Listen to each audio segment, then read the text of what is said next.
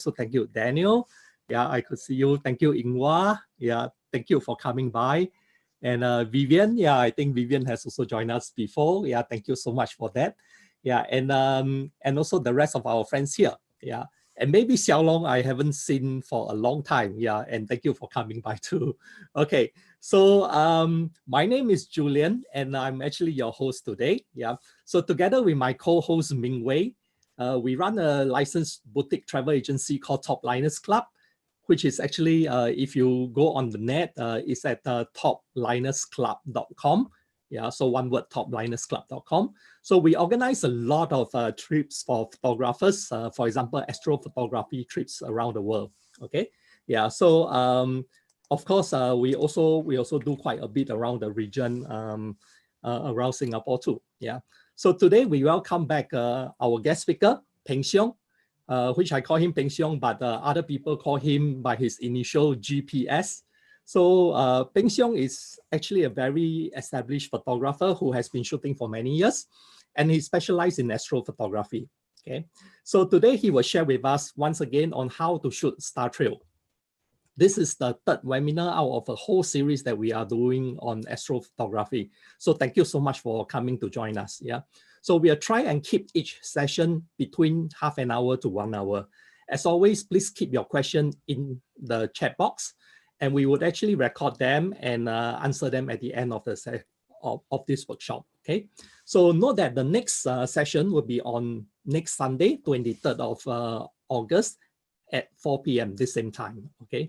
So what we'll be actually covering is we are going to do a step-by-step post-processing with you guys. So what happened is that for those who are actually hoping to come by next Sunday also to join us in this session, please get ready your Adobe Photoshop version, which you can actually download the trial if you don't have an existing working copy from adobe.com.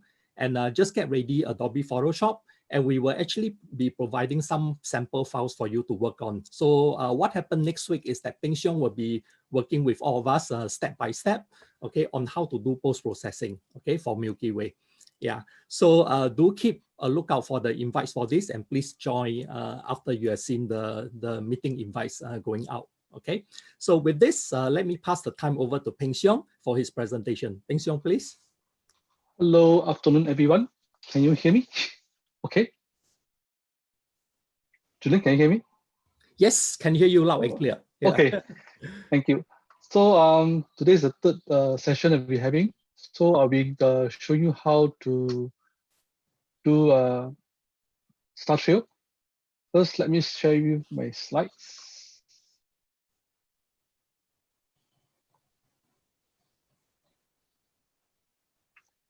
Okay, today we'll be on the topic on star trail.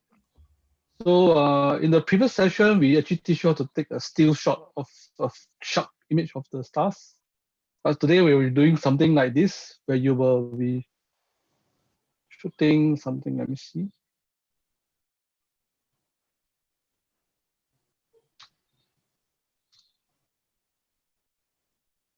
Okay, you'll be doing a slightly longer exposure than the usual Milky Way shot, where you will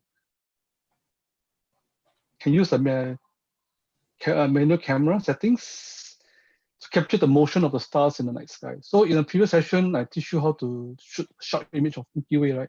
But this round we'll be taking the motion of the stars, which means we want the star to move in the sky. Okay, the star actually move because the Earth rotates. So as the Earth rotates, the star will seem to be moving in the sky. Okay, so we want to capture this motion. Okay, so this is a typical shot of a star trail that you will take if you were to expose a picture for close to an hour. Okay, but in for digital camera, you are not able to do this with your camera, because if you would expose your camera for 1 hour, you will spoil your sensor. The whole picture will become almost become red color, and you may not see any image. So you will spoil your sensor. So don't try it on a digital camera. I tried it on my D3 Nikon last time for 1 hour. It works, but Nikon D90 doesn't work. The sensor become all red because too hot. Okay, Okay, so how do we actually shoot a Milky Way if a star trail if we can't expose it for more than an hour? Okay, so we can do it with less than an hour. Okay, so this is what I did in the previous shot. So I do a long exposure, one photo. Okay, the benefit of having one exposure is that it's easier to shoot, but you need to do some calculation of what exposure to set, like aperture, shutter speed, and this ISO.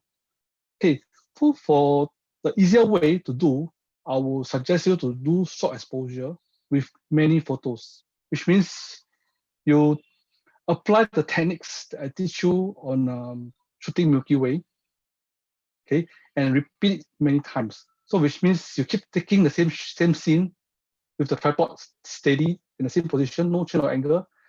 Repeat it a few times, maybe 100 to 400 times. Okay. Then you use the software to combine all the photos together. Actually, you will see the star moving in the sky, and you get a trail. Okay. And so, how long do we need to take, and how many shots? Okay, typically around 15 minutes, you should see the trail. Okay. If you want to have a more nicer trail, maybe 1 hour or 2 hours is nice. Okay. So you can gauge by actually calculating how much the stars move in the sky. So the stars actually move around 15 degrees per hour. So which means for an hour, you only get a 15 degrees movement. And how much is a 15-degree movement? Okay, this is downloaded from, I got it from a website to show you how to gauge the distance the star move. So basically, if you look at the 15 degrees, it's around this much. Between your, if you point your fingers hand towards the sky, you only move this much on the sky between this finger to this finger. Okay, so it's quite a small movement. Okay? But if the sky is full of stars, you'll be a lot. Okay, trust me. Okay, so this is a sample of like how the stars trail when you take, for example, 15 minutes. You can see the trail is so short, very like not so nice, but it still moves. Okay, if you expose for 3 hours, you can see that actually the star move for a very long distance. Okay, but 3 hours also too massive, it's a bit too much. Okay. Okay, so the settings that I use for my 1 hour shot is around these settings. Okay. Don't try it on the digital camera. Okay. But you can do it in the same way. In another way is that you're taking 100 overshots, okay, with a single shot at 30 seconds for 1 hour. So this one is close to an hour of shots. So you can get this kind of star trail, long enough to be nice. And there is some pro and cons of both methods. Okay, if you do a long exposure, okay, some people actually do long exposure, like they take 15 minutes, then stop, take another 15 minutes, stop, take another 15 minutes. Also can. You can combine up to 1 hour also. That also actually can help have lesser shots. Okay, so let me compare both the pro and cons. Okay, the pro for having a long exposure one photo is that you do not need to edit, which means you take 15 minutes shot and that's it. You can have a star trail. Don't even need any editing software. You can just show it, upload and post it on Facebook. But for short exposure, many shots, you need to do a lot of shots, okay, with the same set of photos. Then you just you can actually use for multi-purpose after the whole session, which means if you have 100 shots, you can choose, if the 100 shot inside got Milky Way, you can choose the best Milky Way angle that you want to use as a single shot. So that's why it's have multiple use. Okay? And one thing good about having multiple shot is that when you stack it up, you can have lesser noise. Actually, when you do long exposure, I noticed that even with ISO 100, there will be a lot of noise as well because the sensor heats up, so you will give some noise. So for short exposure, at least you have lesser those noise from the sensor. Okay. Okay. the cons. Okay, not all cameras can support the long exposure. So be careful, it may spoil your camera, as I repeated a few times. And with long exposure, tendency to have sensor noise. Okay, and with short exposure, multiple photos, we need to edit. One thing you need to edit, and another bad part is that you need a lot more memory cards, because I encourage every one of you to shoot in RAW. So a RAW file can take out a lot of space. So which means if you go for a trip of 3 days or 4 days, you'll need quite a fair bit of memory cards. Okay? So these are the different possible way of editing when you shoot with multiple shots. Because we can't deny that actually in the night sky there's a lot of planes flying around. Okay? Even in Bromo, you see planes flying around. So for example, you see this, there's a trail here. This is a plane trail. Okay, sometimes maybe you take multiple shots and someone shine a torchlight and spoil the foreground. Okay, it may also spoil your foreground, or someone with multiple shots, someone kick your tripod, you can start over again. So you won't exploit your whole shot. Okay, then you can actually edit. For example, this photo, I don't want this airplane trail, and I don't want it to be so long, so messy. I can selectively choose a few shots of certain timing and reduce the number of shots. Okay, to give a different type of edit. So with this, you can see I can clean up all the airplane trails. See, the airplane trail here is gone. The airplane trail here also gone. Okay, there's a lot of airplane trail here, and it's not so packed with stars. So actually, I find it looks a bit nicer. Okay, so, and if you zoom in closer, you should see actually the noise of the foreground actually will be reduced if we've stack a few shots together. Okay, so the software that I use, typically I prefer to use Photoshop to do editing, because with Photoshop, I could filter off those shots that I do not want to use, like this. I can actually maybe clone away those like airplane trails every single shots. So actually, I prefer to use Photoshop. But there's a fast and easy way to use to stack the photo is using this software called Star Stacks. It's recommended by one of my good friend, Lawrence. Actually, he actually used this Star Stack and use it, and it's very useful. It can do a lot of different editing. Even can convert your star trail to a comet style star trail. Okay. So let me show you how actually it's done by doing the simple demo. Okay, in this session, because of the time constraint, I would use Star Stacks to show you how to really do stacking. Okay, for Star Stacks, the first step you need to do is you must convert all your photos to JPEG, okay, and store it in a folder. So for this example, I have actually let me see.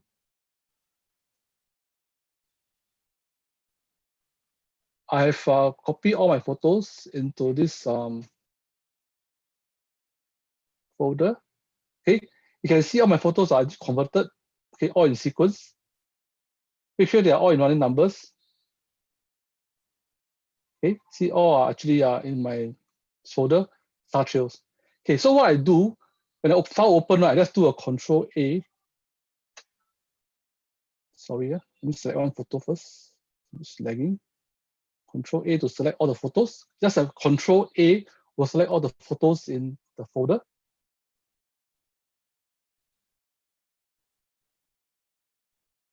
Okay, then just do an open. Okay, you'll see all the photos being open on the side here. Okay, so you will see that this software has actually opened up all the photos in the folders here. And there's some options you can select. Okay, let me come over here. Peng Xiong, Yes. can I kindly interrupt you to check with you? how many shots were taken for this particular picture, and how long roughly is the exposure of each picture, so Oh, that yeah, actually, our okay, question. Mm, let me show in the folder easier to count because I also easier to count with a folder. right. Okay, let me launch my bridge.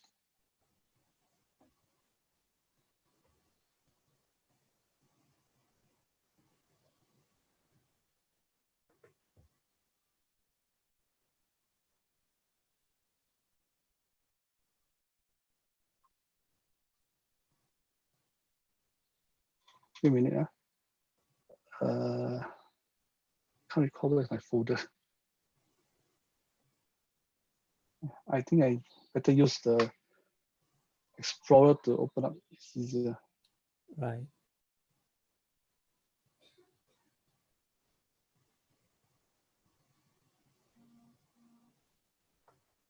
Okay. So the exposure, basically, typically I use 25 seconds to 30 seconds per shot. So this is a typical way I shoot a Milky Way. Okay. So this set of photo I use actually is around 56 photos here for the demo. But typically I shoot more than that. This is just for the demo because if I use more photo to do the demo, it will take longer. Okay. Right. So it's around 56 photos. Okay. You can have more. Typically, I try to give myself, every time I do a star show, I give myself around 30 minutes to an hour. At least get more photos so I can choose. Okay. Okay. Yeah. Thank you. Okay. Let me expand this part. So basically, one of the prerequisites of shooting astrophotography is that you cannot sleep at night. Yeah, you must be hardworking at night.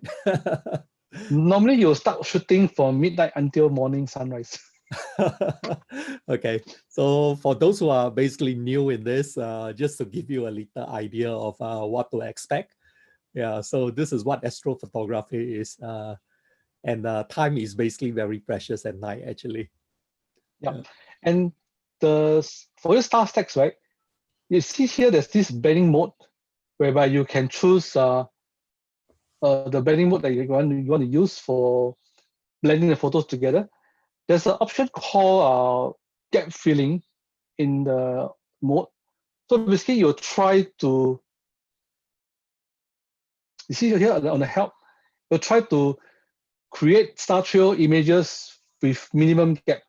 I think I must put over the help here.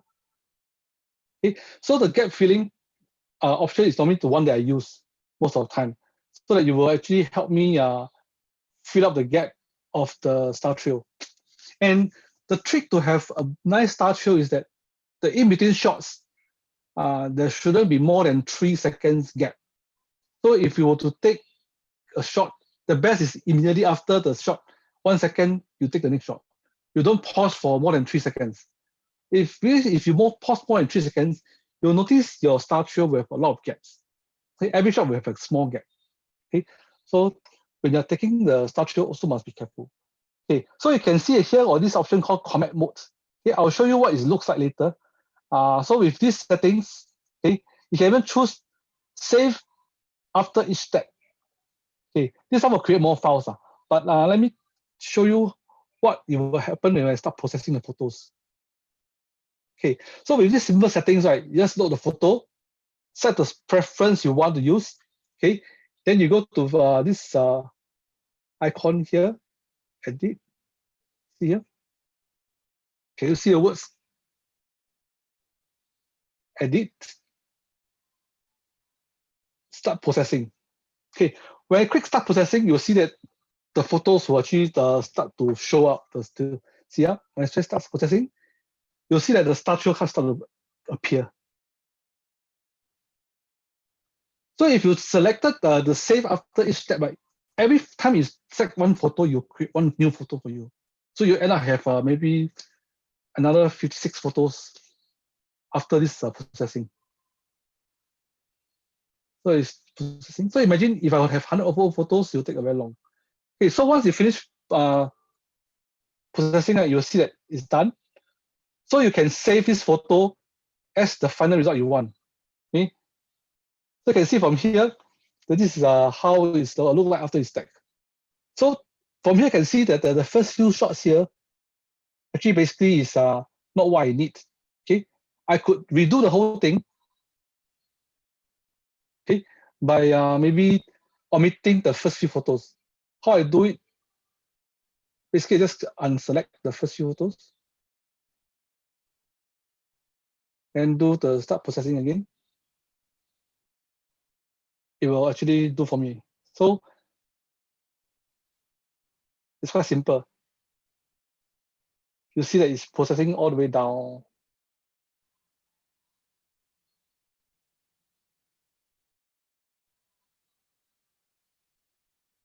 Okay, so you get the star trail.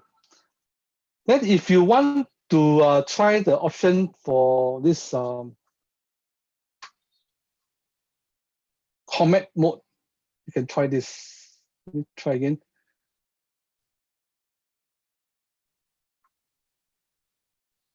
Okay, comet.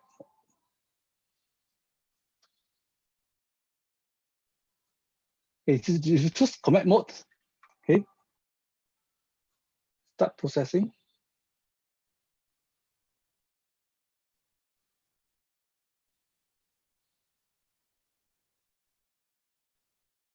You'll see that your stars will get thicker and thicker at the end.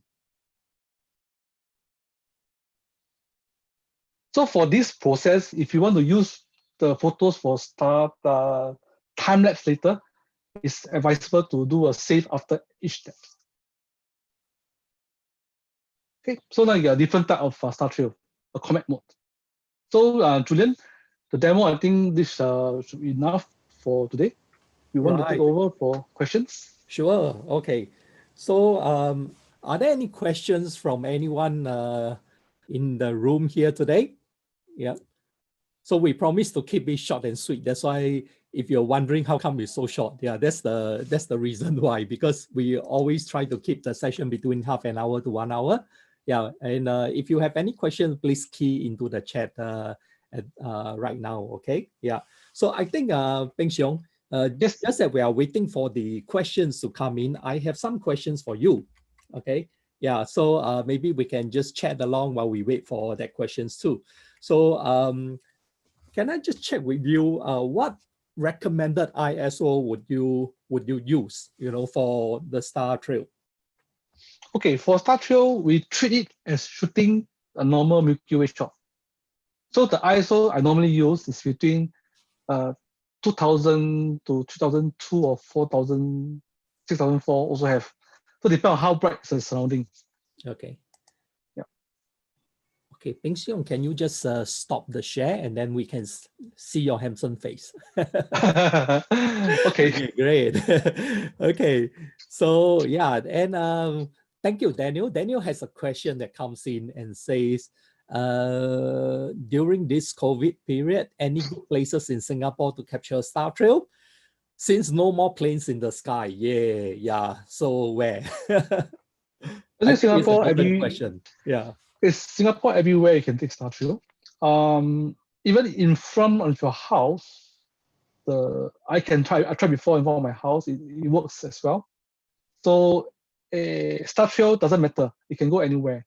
But the settings for Singapore skyline, you don't need to go for so high ISO. So typically the ISO you can use is around 400 to 800. The shutter speed can still be around 20 seconds, per shot.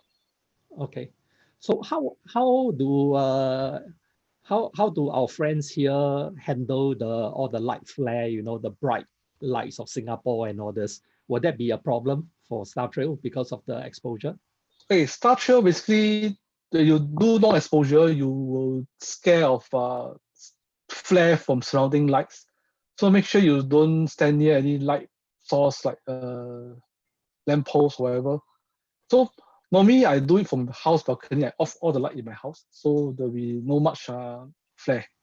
Okay. Would you include how about the foreground? You know, the foreground will be overexposed, right? Yeah. So do you do like different layers and then you stack them later on. Okay, for star trail, you can expose normal exposure with even you can see the foreground. So basically, you must make sure the foreground is not overexposed.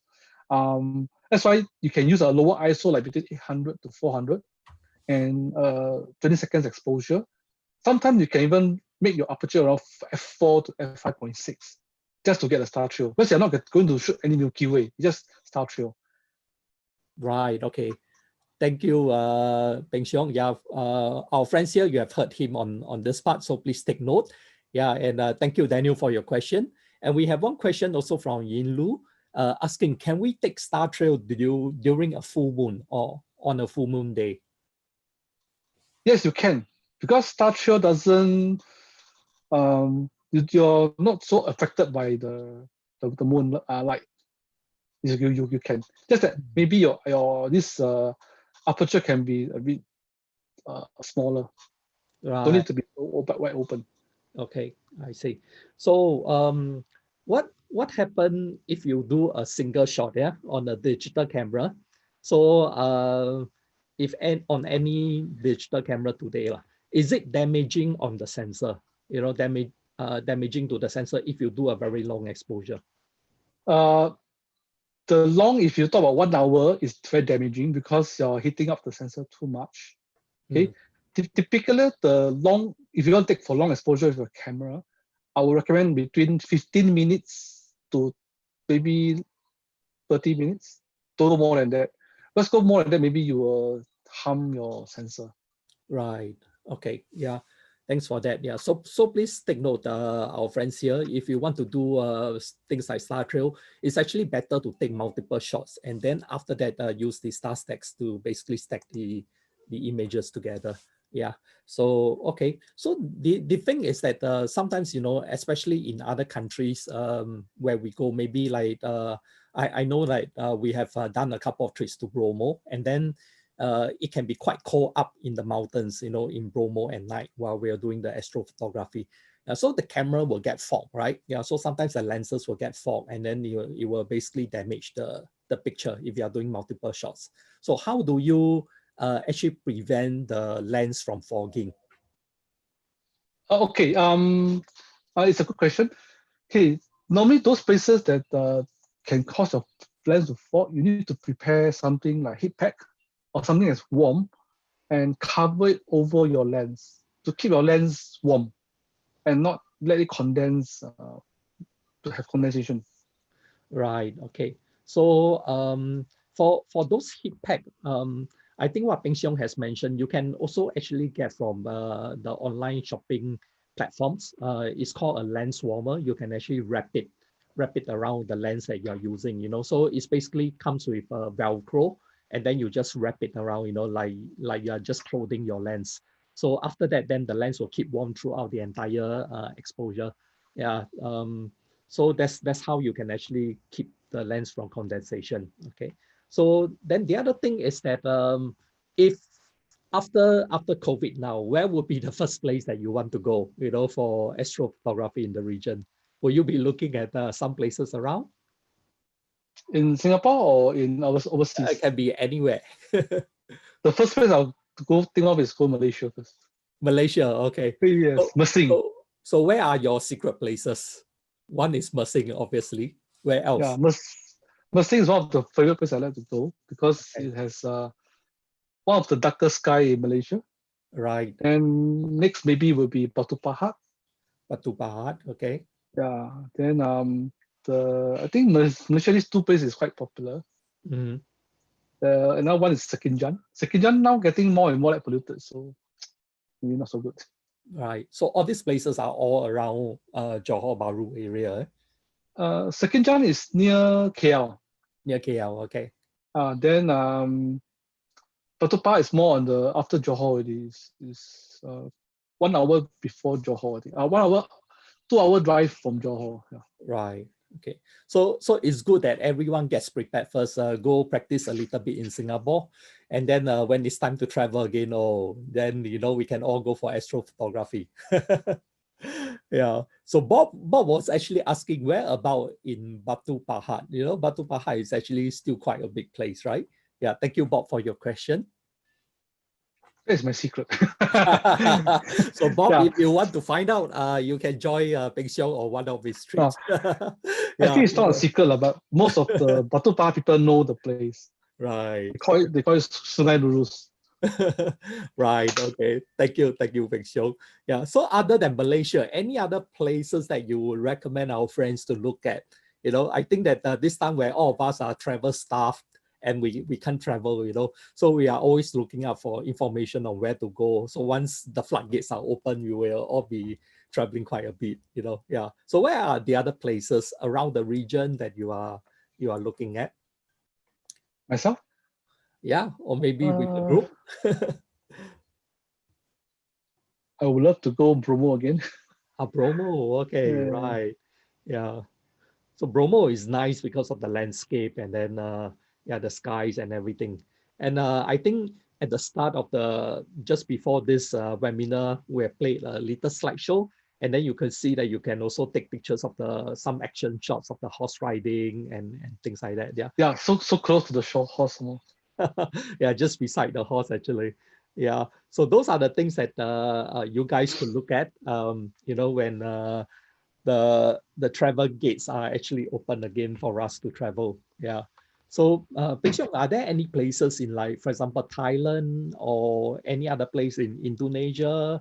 You know, because I think for a start, before confidence start to come back to all of us, you know, in terms of the current situation, I think that we would maybe prefer to travel regionally first. You know, yeah. So Okay. where are other places that So you in Thailand, I actually like to go Ubon or Patolong.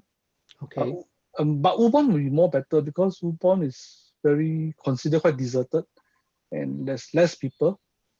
So you got more places and more opportunity to shoot. Just like before we start the slideshow, most of photo are from Ubon. Uh, then in East Malaysia side also got not bad. Some places that can go like Miri. Mm. Yeah. Um, these are a few places I would go. Because in Thailand, actually the northern Thailand is quite more deserted. So actually better places for these stars. Okay, yeah. So just for the benefit of our friends who are joining us here for the first time today, what equipment would you actually recommend for Star Trail, you know, for per se this session? I think it's the same as astrophotography. Maybe we can just run through that again, you know, just to make sure that everyone has it. Okay, actually if you just for the purpose of Star Trail, the requirement is just lesser because it's not like Milky Way where you need to have high ISO or this big apertures on your lens. So Mhm. basically, a normal maybe crop sensor also can work because you just need to have a Star Trail. So um, and any SLR camera will do. Okay. With even a kit lens also will do. Would you recommend a wide angle? Um, better to have a wide angle, but it don't need to be so wide as compared to when you're shooting a Milky Way. Right. Even a 28 mm or 50 mm also can get a Star Trail. Mm. Okay. Thank you for that insight, Peng Xiong. Okay, are there any more questions from our audience here today? Are there any any more questions? Yeah. While everyone is still thinking of that, I have one more question for you, Peng Xiong. When you are taking Star Trail, how would you find the center of the circle? You know, because you can't simply just point to the sky anywhere and imagine that it will turn out exactly the same way as how your photos turn out, right? Yeah. Yes, that's a good question. Okay, if you look at the background I'm having now, okay, you see Star Trail that is straight lines. Mm. Okay, that one is actually when you're facing the east or the south, east or west direction of Earth lah. So if you're seeing east or west, normally you will get this kind of long, style of straight Star Trail. Okay, if you're facing pointing towards the north or the south of the Earth, okay, you should be able to get a circular Star Trail.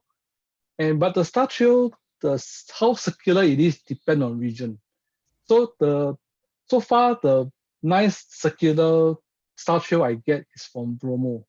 You can see that most of my photos on this Bromo, the circular Star Trail is just above Bromo itself at the Right. center. I see. Okay. Yeah. So this means that it's very helpful to have a compass in hand. Yes. Okay. Yes. So just to check on that. That's an And estimate. yeah. And it's not good to rely on the phone for compass, is it? It's okay lah, but sometimes you can even gauge it from the sunset, sunrise. From Right. there, you can just estimate yourself. Okay. Because basically the north is just maybe 90 degrees towards the sunrise direction. Right. Okay. Yeah. So that's a good tip for everyone. So take note, so in case if you are wondering how to get that circular star trail, yeah, so that's how you will actually get it. So remember to point to the north or to the south in order to get that. Okay. Yeah. So I don't see any more questions coming in over here. Yeah. So if we don't get any more questions within the next 20 seconds, yeah, and we will end this session. And I'd like to thank everyone here for your time. And don't forget that next week we have the session for step-by-step post editing, which we will be sharing some sample files from Peng Xiong. Okay, and then you all can download the sample files, and then you will then be able to work hand in hand with Peng Xiong while we are going through the editing. Okay, so but please remember to get ready a copy of Adobe Photoshop on your desktop or your laptop. Okay, and if you don't have a copy today, you can actually download it from adobe.com to get a sample 30-day free trial. Okay, yeah, with a registered email address. Yes, yeah. So you can also check out our replay for this webinar and the previous sessions over in our Top Liners Club YouTube channel. Okay, so you can also look out for that over there. Yeah, so thank you, everyone. Yeah, and we don't get any more questions. Peng Xiong, thank you so much for your session today. Yeah, so I wish everyone a very good week ahead, and see you again next week. Okay, yeah, thank you. Bye-bye. Okay, bye. Bye-bye. Bye.